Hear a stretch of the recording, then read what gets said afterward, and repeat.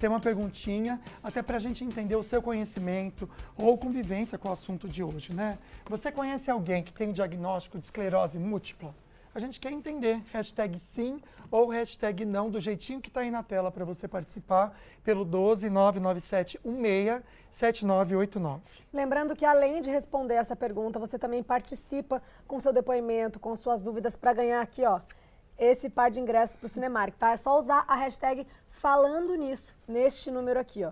997167989, tá? A gente está contando muito com a participação de vocês. É bem legal, né? Quando você em casa interage com a gente. Bom, Agosto Laranja, como a Ana já comentou com a gente aqui, o mês dedicado à conscientização sobre a esclerose múltipla. Uma doença que afeta milhares de pessoas no Brasil e no mundo. Pois é, o objetivo dessa campanha é levar informação, reduzir o preconceito e também incentivar o diagnóstico precoce. E isso faz toda a diferença no tratamento e na qualidade de vida desses pacientes. Então, para entender melhor sobre essa condição, a gente recebe aqui no estúdio a neurologista da Vale Infusões, a doutora Nathalie Leite. Que bom ter você aqui, doutora. Boa tarde. Doutora, obrigada, pelo viu, pela sua participação. Seja muito bem-vinda. Boa tarde. Vamos começar explicando o que é a esclerose múltipla, como que ela afeta, né, o sistema nervoso central e como é que funciona isso? Certo. Bom, então a esclerose múltipla é uma doença autoimune, desmielinizante, crônica do sistema nervoso central. Então, o que isso quer dizer, né? Desmielinizante significa que o corpo vai tendo essa degradação da mielina, que é uma proteína que está dentro ali do cérebro, de forma autoimune. Então, é o próprio corpo, né, que produz anticorpos contra essa substância.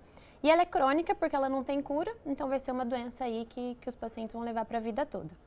Interessante, doutora, a gente pensar se tem um grupo que é mais propenso a desenvolver essa esclerose.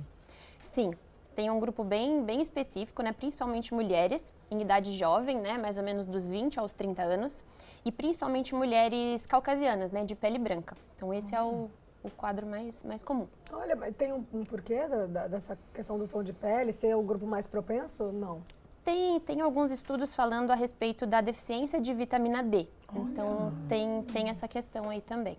É claro que a gente não quer ficar trazendo informação aqui sobre a vitamina D, porque a gente sabe que isso dá um pouco de polêmica. Exato. E na pandemia foi meio confuso tudo isso, né? Sim. Eu confesso que eu tomo, gente, tá? Tem uma pessoa que me acompanha e fala para eu tomar todos os dias. Como suplementação mesmo? Como suplementação, até porque, bom, o sol aqui não está aparecendo na minha vida, né? Mas é importante, então, já pensando na vitamina D, é importante fazer a suplementação ou tomar o sol? Com Alguma certeza. coisa retarda, né? Isso, Isso. ou evita, não sei. Com certeza. A vitamina D é um suplemento, né? Um adjuvante aí no tratamento de doenças autoimunes no geral, mas especificamente da esclerose múltipla. Ela age como um anti-inflamatório mesmo, mas a gente não pode usar ela como único tratamento, né? Então a gente realmente sabe que a gente precisa de uma medicação específica ali para combater esse sistema autoimune que está desregulado. Doutora, quais os sintomas, né, iniciais que a gente tem que ficar alerta, que alguém pode ter possivelmente a doença, assim? Como é que começa isso? Bom, como é uma doença que acomete todo o sistema nervoso central, né, então pode pegar o cérebro inteiro e a medula, né, que vai estar dentro aqui da coluna cervical, torácica e lombar. Ali tem até uma imagenzinha aí. Então, por conta disso, por ser muito abrangente, né, muito extensa essas regiões, os sintomas também são muito variados. Então, o que a gente pode ter?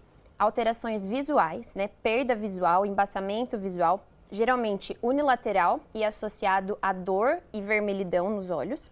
Também visão dupla, vertigem, né, que é a tontura, desequilíbrio e as perdas de forças e alterações de sensibilidade.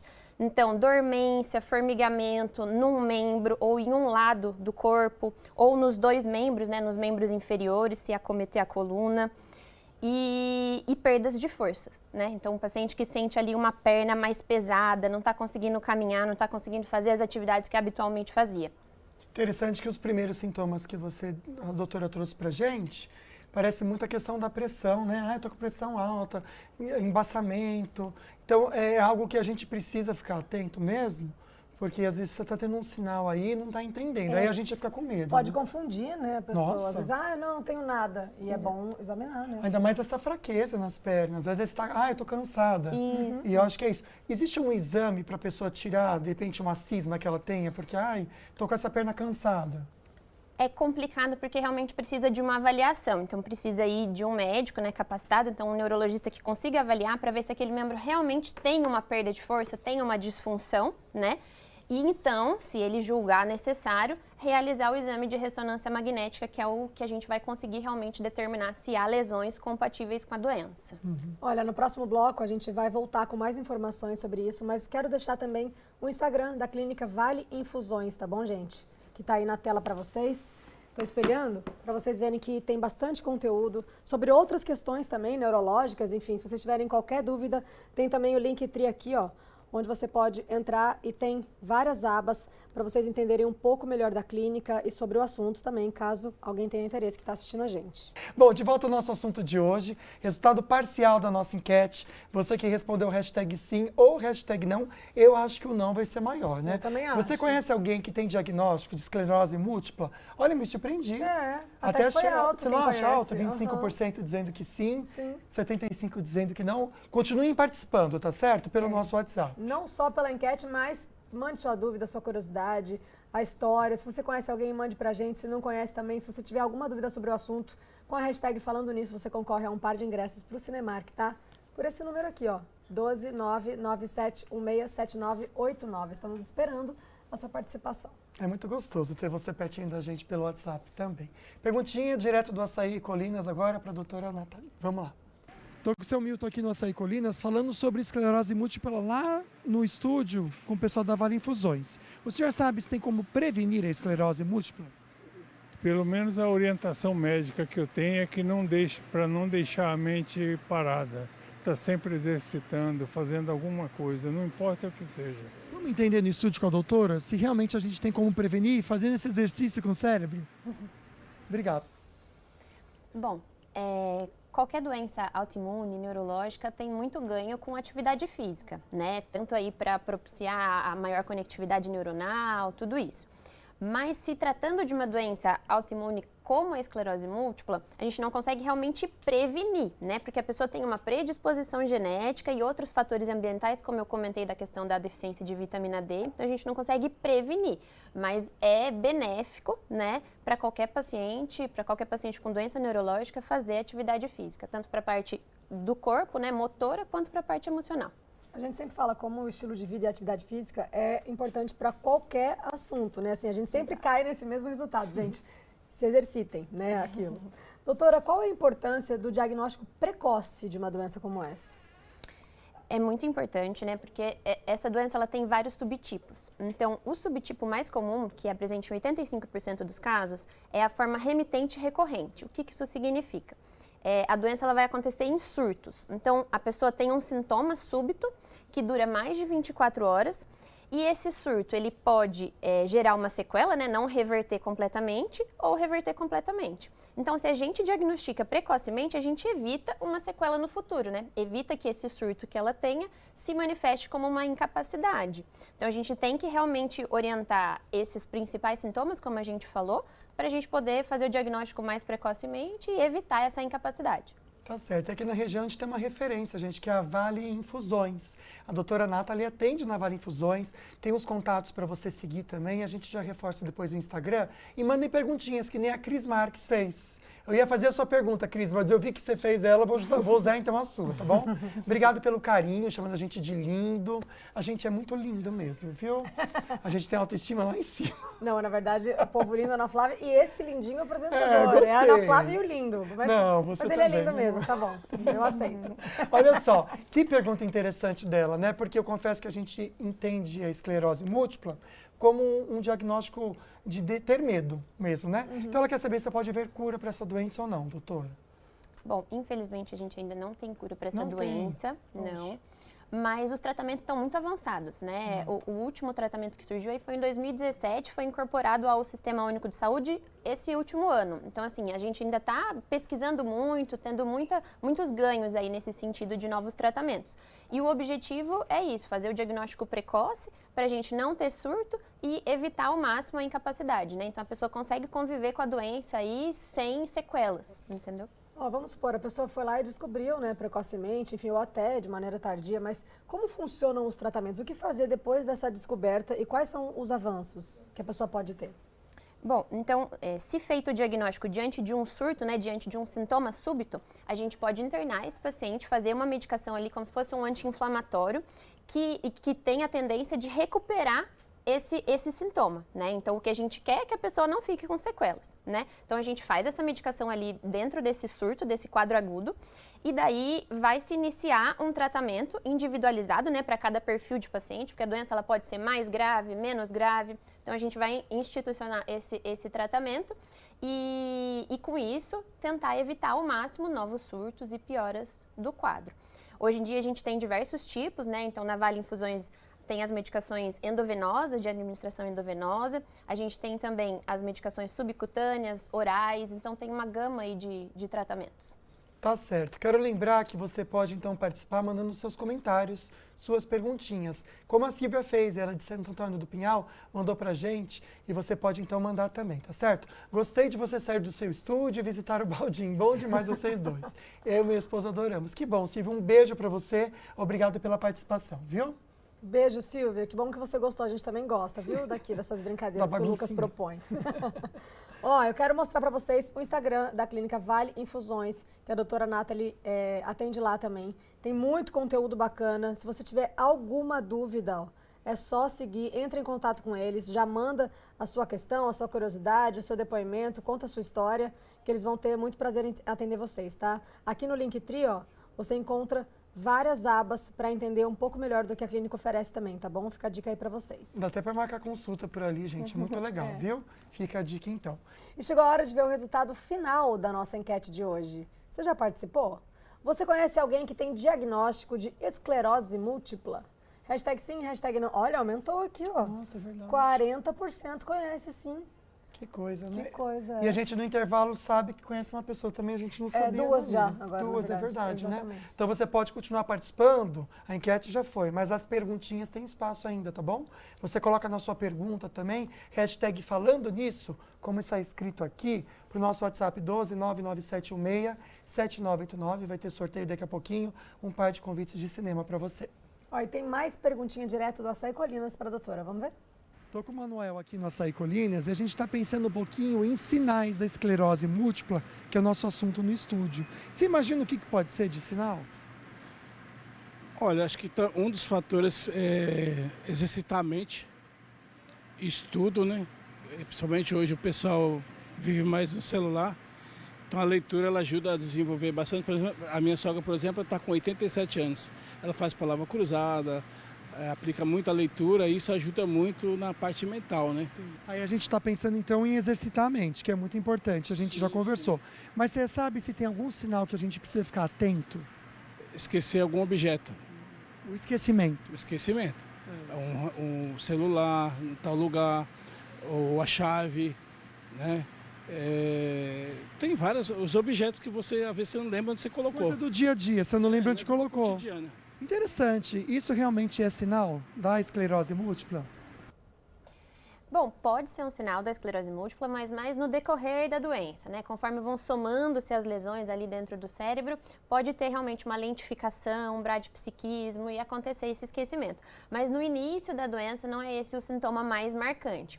Então, os sintomas mais marcantes que eu vejo ali no consultório é essa questão de dormência, né? Uma sensação de formigamento em um dos membros, em uma metade da face, isso durando mais do que 24 horas, e a questão da perda de força, né? Então, o paciente que costumava fazer suas atividades normalmente vem tendo uma dificuldade, está arrastando um pouco a perna, está sentindo essa perna mais pesada, e alterações visuais, né? Então, um embaçamento, uma dor ocular, uma vermelhidão nos olhos, isso tudo pode ser um sintoma da esclerose múltipla. Eu já fico alerta para caso você já tenha sentido alguma coisa assim também, para esclarecer aqui as dúvidas aqui no estúdio com a gente.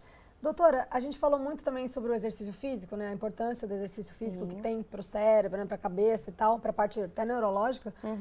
E essas mudanças de hábito de vida são muito importantes, né? As questões alimentares também? A alimentação, uma boa alimentação também pode ajudar ou a controlar ou a prevenir, ou tem alguma coisa a ver com a melhora dessa doença? Com certeza. Bom, então é uma doença autoimune, né? Mas a forma como ela age ali no organismo vai tendo um processo inflamatório. Então, tudo que a gente possa fazer para reduzir essa inflamação é benéfico.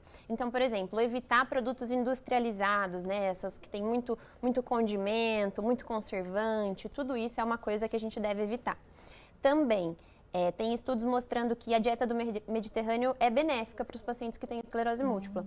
Então, ali, tentar evitar um pouco de carne vermelha, né? Consumir mais peixe, oleaginosas, azeite. Então, tudo isso tem um fator considerável aí na evolução da doença. Gente, que assunto interessante hoje, né? Estou gostando muito de aprender junto à doutora Nathalie também a Vale Infusões. Mande sua perguntinha que nem o Renato fez. Obrigado, Renato, pela fotinho. Manda para mim essa foto, produção. Vou postar, que ficou muito legal.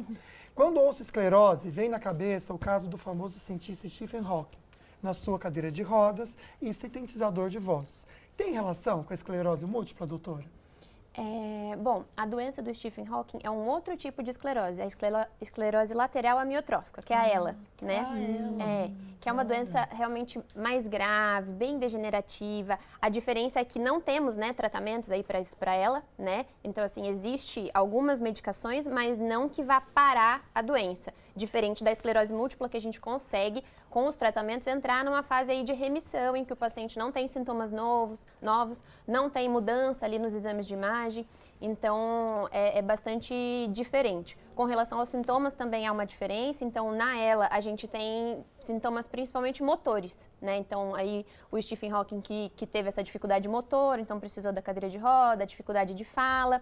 E não teríamos, então, esses sintomas oculares, vertigem, sensitivo, como na esclerose múltipla. Teve a atriz Cláudia Rodrigues, que ficou muito famosa também em relação a isso, porque ela parou de trabalhar e tudo mais, e teve a esclerose múltipla. No caso, é a esclerose múltipla mesmo que ela teve. É a esclerose múltipla. Interessante. Bem lembrado, amiga. Bem lembrado, né?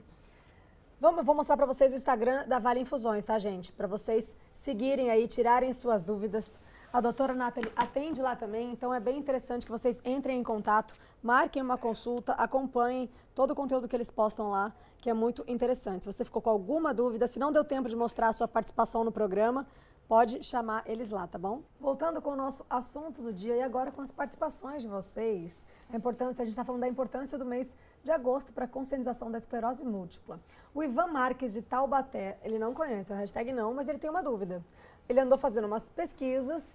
É verdade, doutora, que a deficiência de vitamina B é um dos motivos? E por que essa vitamina B é tão importante para o nosso organismo? Um abraço para você também, viu, Ivan? Bom, a vitamina B, principalmente a vitamina B12, ela vai poder cursar com sintomas semelhantes ao da esclerose múltipla. Então, esse formigamento, essa dormência, até perda de força. Isso porque ela cursa com uma desmielinização, né? Então, como eu tinha comentado, a mielina que compõe ali o sistema nervoso, ela vai sendo degradada quando há essa falta dessa vitamina B12, semelhante ali na esclerose múltipla. Mas não é que a falta de B12 gera a esclerose múltipla, mas é importante a gente sempre repor essa vitamina, porque realmente tem várias implicações no corpo no geral e principalmente da parte neurológica. Então pode cursar com esquecimento, por exemplo, falta de ânimo, né, fadiga. Então é muito importante a gente sempre repor. São as duas que eu reponho, a D e a B. Nossa, eu acho que eu preciso da B. É interessante, viu, amiga? Procure um médico, um nutricionista, vale a pena, né? Olha, a Luana de Caçapava tem até na fotinho do WhatsApp dela o mês da campanha. Por quê? Ela tem esclerose múltipla, ela descobriu em 2021, só que descobriu tarde e tem muitas sequelas. Diz que o primeiro sintoma foi em 2011, a diplopia. Quero que a doutora explique o que é diplopia, mas fica o nosso desejo aqui de muita saúde para você, Luana. A diplopia é a visão dupla. Então, o paciente tem alguma alteração oftalmológica, né, relacionada ali com a doença ou com o tronco cerebral, e daí o paciente começa a ver duas imagens, né, começa a formar duas imagens, e isso realmente é um sintoma importante da doença. Doutora, o que significa estar em remissão? Em que casos acontece isso?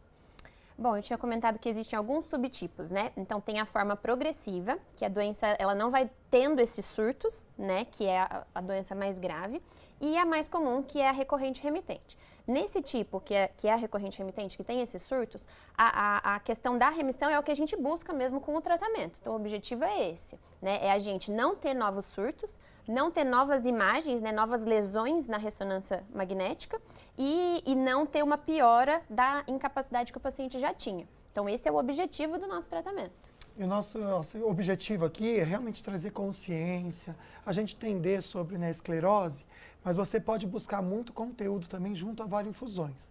A doutora Nathalie, ela na verdade indica muito tratamento na Vale-Infusões. A gente pode até entender os tipos de tratamentos que tem por lá, mas só para você já anotar, então, você que está desconfiado, tem sintomas, quer buscar um auxílio, Vale-Infusões, aqui tem o endereço, o site deles é muito completo, é só você seguir no Instagram, não tem erro, viu? Se a Nathalie quiser até falar dos tratamentos, né, que você indica, são para todos os pacientes que você indica a Vale-Infusões, como é que funciona isso? É principalmente para os pacientes que fazem a medicação endovenosa, né? Então tem que administrar na veia. Não são todos os pacientes que precisam desse tipo de tratamento, né? São principalmente os pacientes mais graves, que têm uma doença aí mais altamente ativa. E daí sim, a gente encaminha aí para Vale-Infusões para fazer essa administração da medicação periodicamente. Que bom saber que a gente tem aqui na nossa região isso, né? Antes a gente tinha que ir para São Paulo, agora não precisa mais, né? Ótimo, muito bom. O Elias mandou uma pergunta interessante, fiquei curioso agora. Ouvi dizer que a esclerose está ligada às herpes zoster, perdão. É verdade? Alguns tratamentos da esclerose múltipla podem ter relação com o herpes zoster. Então, a medicação mais nova que a gente tem hoje em dia, que é oral, antes da gente começar essa medicação, a gente precisa fazer a pesquisa se o paciente já teve herpes zoster e vacinar contra o herpes zoster. Uma coisa que eu estava querendo falar também que é importante, o papel da família quando a gente descobre, eu acho que isso é muito importante. Quando a gente convive com alguém que foi diagnosticado, né, um conhecido, um familiar, qual é o papel da família nesses casos, né, desse apoio? Como é uma doença crônica, né, e o diagnóstico é precoce, né, quando o paciente é jovem, porque é uma doença de jovem, a pessoa vai ter que lidar com essa doença aí por muitos anos, né, pela vida toda. Então, esse apoio familiar é muito importante nesse sentido, né, para ali dar o suporte emocional, né, conseguir compreender que por mais que seja uma doença crônica, hoje em dia tem muitos tratamentos, então a gente consegue ter uma vida normal, então isso é uma coisa para a gente orientar os familiares. E o que eu acho muito importante é que os familiares também acompanhem os pacientes nas consultas para poder ter entendimento de como é a doença, de quais são os sintomas, para que caso o paciente desenvolva aquele sintoma, o próprio familiar já fique alerta, né, e oriente, olha, você precisa procurar atendimento. Então, eu acho que isso é uma coisa muito importante também. Excelente, doutora. Acho que rapidinho a gente faz a pergunta da Raquel Bezerra. Muitas vezes a gente olha para o remédio com uma maneira ruim, né? E pensa em algo natural para tratar. Existe tratamento natural para essa doença? Se sim, quais? A gente precisa mudar um pouquinho a cabeça sobre remédio, né, doutora? Sim, a gente precisa mudar, mas no caso da esclerose, a gente realmente precisa de um tratamento medicamentoso mesmo. Que nem a gente comentou no começo, né, da entrevista sobre a vitamina D. Ela é um fator adjuvante, então realmente é importante fazer essa suplementação, mas a gente precisa de um imunobiológico, né, de uma medicação que vai agir contra esse sistema imune para poder paralisar essa doença. Então, nesse caso, a gente não pode ficar só nos tratamentos naturais. É importante, mas é adjuvante, a gente precisa ter o tratamento realmente para a doença. A gente quer muito agradecer a sua participação hoje aqui, foi muito esclarecedor, espero que tenha ajudado vocês aí de casa. E quero mostrar aqui rapidinho o Instagram da Clínica Vale-Infusões, que oferece tratamento adequado para quem está precisando. A doutora faz essa indicação da clínica, então aproveitem para seguir lá e tirar as dúvidas de vocês, tá bom? Chegou o momento do sorteio para você que mandou perguntinha na tela. Quem ganhou hoje, dou-lhe uma, dou-lhe duas, foi? Vamos entender e saber. Na tela, por favor. Aê, Elias, obrigado pela participação, meu querido. Obrigada, a nossa equipe vai entrar em contato com você daqui a pouco, tá bom? Chique. Amanhã a gente tem um programa super especial para você. Amanhã é quinta-feira, é dia de saúde bucal, aqui no programa Falando Nisso. Também tem como está o caso clínico do paciente Eduardo do Quero Meu Sorriso de Volta. Não perca, amanhã, quinta-feira, às 13 horas, aqui no programa Falando Nisso. Que legal, hein, gente? A gente conta com vocês e com o doutor Otávio. Fiquem com Deus. Obrigada pela companhia, boa tarde, até amanhã.